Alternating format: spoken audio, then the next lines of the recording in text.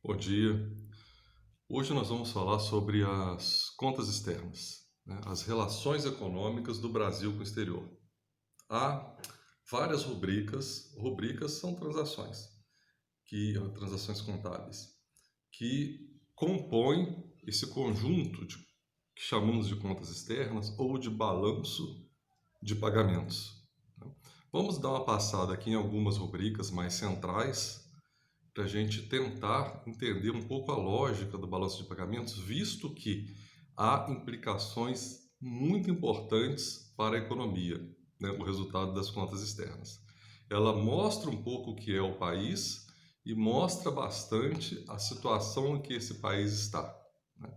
Então é importante a gente entender as relações que há dentro do balanço de pagamentos e, para tanto, a gente tem que entender cada rubrica, né? Vamos pelo menos passar aqui pelas mais centrais, né? As mais óbvias, começando por elas, exportações e importações. A diferença, balança comercial, né? Ok. É, Mencionando que o Brasil é um país superavitário na balança comercial, sempre foi? Claro que não, né? No geral, ele é, porque ele é um exportador de commodities e tudo mais, mas ele importa muito produto industrializado, máquinas, equipamentos. Então, em algumas vezes, as importações ficaram muito favorecidas e a balança comercial ficou negativa, como, por exemplo, em alguns anos, na segunda metade dos anos 90, finalzinho do século passado. Nossa moeda estava muito valorizada, estava muito barato importar e as importações ficaram superiores às exportações. Mas, no geral, somos positivos nisso, né? Somos grandes exportadores de commodities agrícolas e minerais. Daí temos um elevado superávit na balança comercial que, quando a economia está desaquecida, como é o caso de 2015 até esse ano, já são 6 anos, né, que a gente está numa situação ruim. Quando a economia está muito desaquecida, a tendência é importarmos menos, então isso colabora para a balança comercial. A gente com renda, a gente consome menos, seja produto importado final, seja a gente com menos renda, né? Desculpa. Nós consumimos menos, sejam produtos importados finais, sejam produtos fabricados aqui, mas que tenham matéria-prima e insumos importados. Se a gente está consumindo menos, retraindo o consumo, a tendência é importarmos menos, portanto, né? Então essa é a balança comercial. Lembrando que a balança comercial ela pode ser mensurada de duas formas, incluindo os custos de frete seguro e seguros, né? Frete de navios, o custo de transporte e o seguro das cargas, ou excluindo, né? Nós chamamos essa inclusão de CIF, vem do inglês Costs of Insurance and Freight, ou FOB, quando não inclui, é Free on Board, né? Livre para embarcar. A contabilização da balança comercial é FOB, é Free on Board. Portanto, né, não inclui ali seguros e fretes. Por não incluir essas despesas ou receitas, a depender de qual país que está prestando, elas têm uma contabilidade distinta, que é, logo em seguida da balança comercial, a balança de serviços. Então já temos dois itens, duas rubricas da balança de serviços, que é fretes e seguros, né? Frete seguro associado à balança comercial. Turismo também entra ali, né? Mas o que eu quero focar aqui nessa balança de serviço são três rubricas muito importantes: juros, lucros e royalties. O que é juros? Juro é o que você paga ou recebe por uma dívida.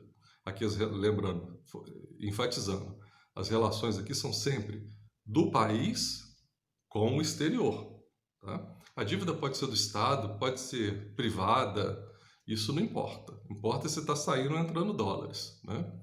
E essas rubricas, quando as saídas de dólares são maiores que as entradas, elas ficam negativas. Quando as entradas são superiores às saídas, ficam positivas. É assim que a gente olha se está positivo ou negativo, né? Então, juros tem essa lógica e já adianto para vocês que é negativo. A gente paga mais do que recebe. O setor público não. O setor público, né, desde Eu não sei se foi no primeiro ou segundo governo Lula, nós honramos os compromissos com o Fundo Monetário Nacional, que eu falarei mais tarde, e começamos, talvez tenha sido no início do governo Dilma, que as coisas foram melhorando paulatinamente, começamos a ter reservas internacionais elevadas, né? Então, em termos líquidos, a gente tem a dívida pública externa negativa, a gente é credor externamente, Estado. Mas tem as empresas. A empresa compra uma máquina no exterior financiada, é dívida externa privada. Então, no cômputo geral, pagamos mais juros que recebemos. Essa rubrica é negativa. Lucros. Refere-se quando uma filial de uma multinacional tem lucro e remete para sua matriz. Né? É até um pouco intuitivo imaginarmos que somos negativos aí também. Né? Por que razão somos negativos? Nós somos negativos porque é mais comum ter filial de multinacional estrangeira aqui sediada, operando aqui no Brasil, melhor dizendo, do que filial de empresa brasileira operando no exterior.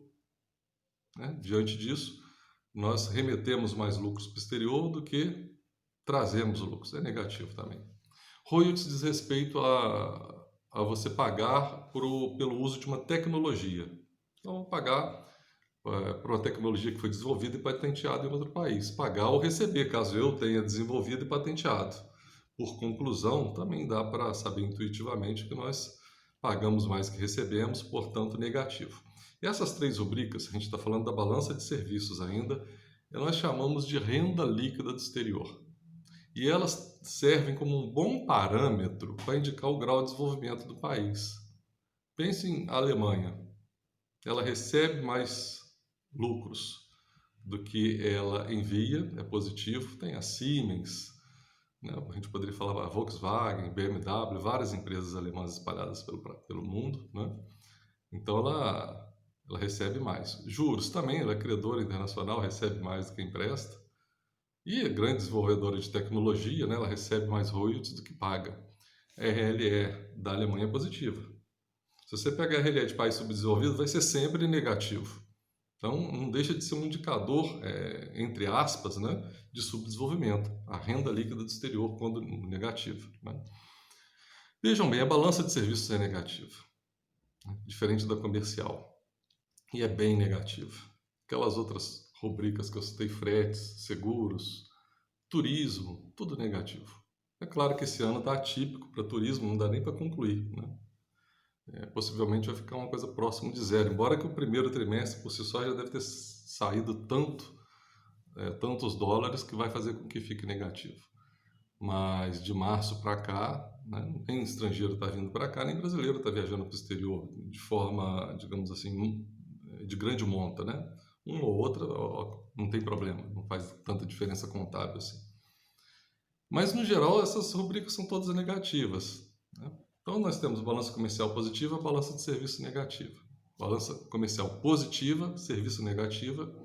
A soma dessas duas nós chamamos de transações correntes, que no caso brasileiro é negativa. Quase sempre foi negativa, porque apesar de fazermos superávit na balança comercial, o déficit da balança de serviços é maior.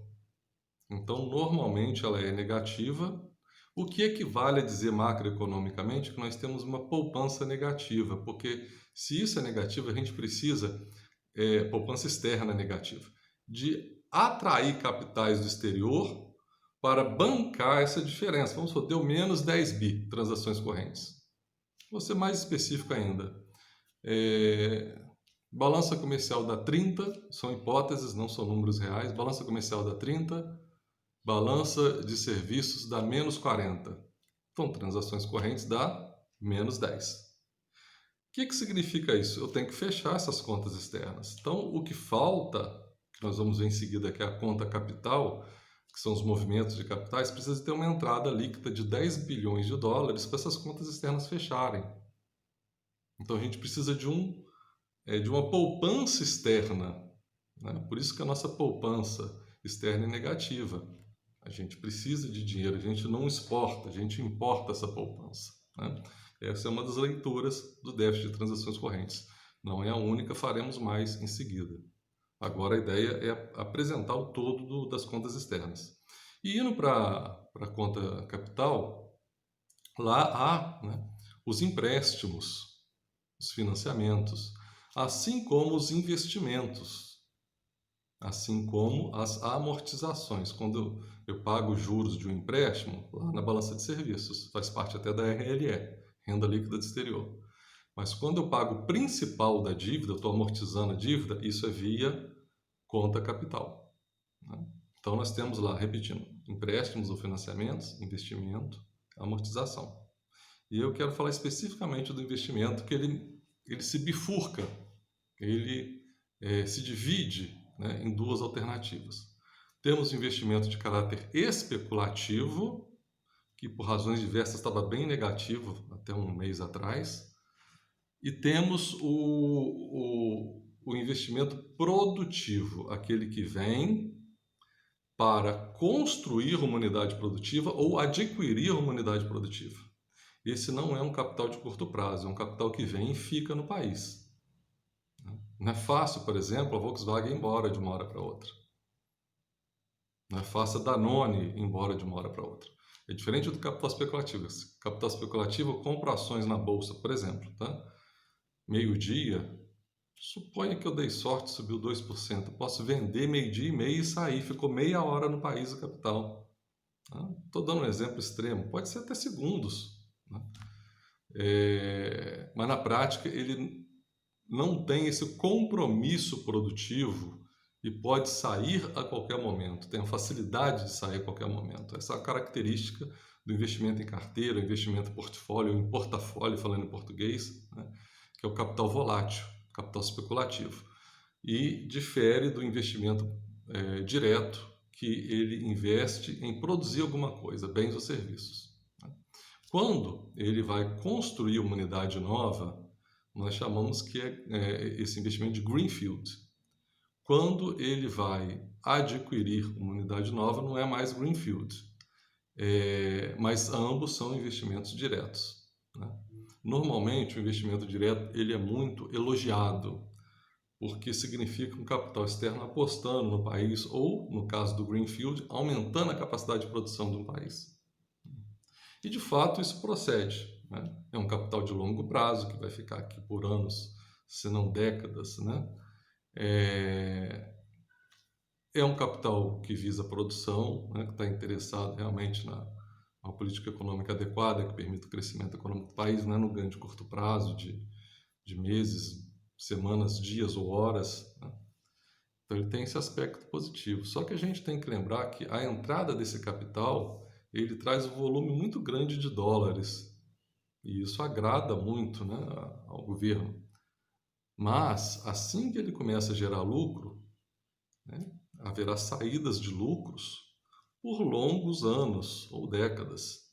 Então nós dizemos que a entrada é once and for all, uma vez por todas, mas as saídas são once and forever, uma vez para sempre. Sempre que houver lucro vai ter.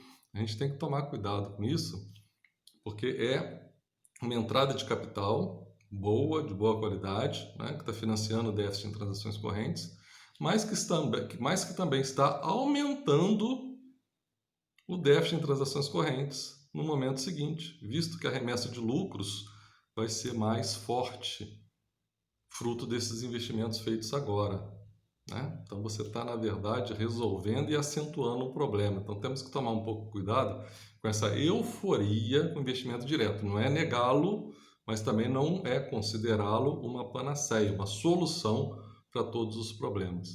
Então nós temos, resumindo, transações correntes negativas. Precisamos, então, da poupança externa de entrada líquida de capital, precisamos da conta capital, né? Agora, pergunto a vocês. Um país tem um déficit de transações correntes muito alto. No geral, gente, a gente considera acima de 4%. Vou até aproveitar e inserir aqui um conceito de fragilidade externa ou vulnerabilidade externa. Vulnerabilidade externa seria mais ou menos o seguinte: a gente depender de capitais cuja vinda é incerta. Então, nós somos vulneráveis. Se eu tenho déficit em transações correntes, eu dependo de entradas de capitais. Só que a decisão dessas entradas de capitais é exógena, ela vem do exterior.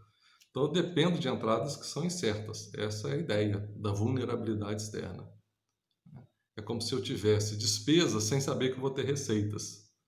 E normalmente nós consideramos que essa vulnerabilidade ou fragilidade, ela se torna perigosa quando ela está em 4 ou nesse patamar, em 4% do PIB ou superior, né? Então, um limiar considerado razoável no mercado internacional é 4% do PIB. Se você aproxima de 4% do PIB, luz amarela. Acima de 4% do PIB, luz vermelha. Tem que resolver isso, porque você está muito dependente do capital estrangeiro.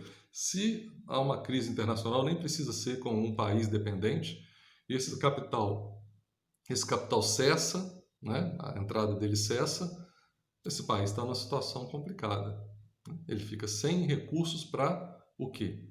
Para fechar suas contas externas. Como é que ele vai pagar importações, remessa de lucros, etc. O dólar vai ficar faltando. E aí, qual é a alternativa se um país chegar a um ponto, e nós já chegamos, né? A última vez foi em 98, no segundo semestre de 98, chegar a um ponto de não ter recursos mais para honrar os compromissos externos. O déficit das transações correntes está alto, quanto a capital o dinheiro não está entrando em montante suficiente, o que faz? Então nós vamos discutir isso no vídeo seguinte.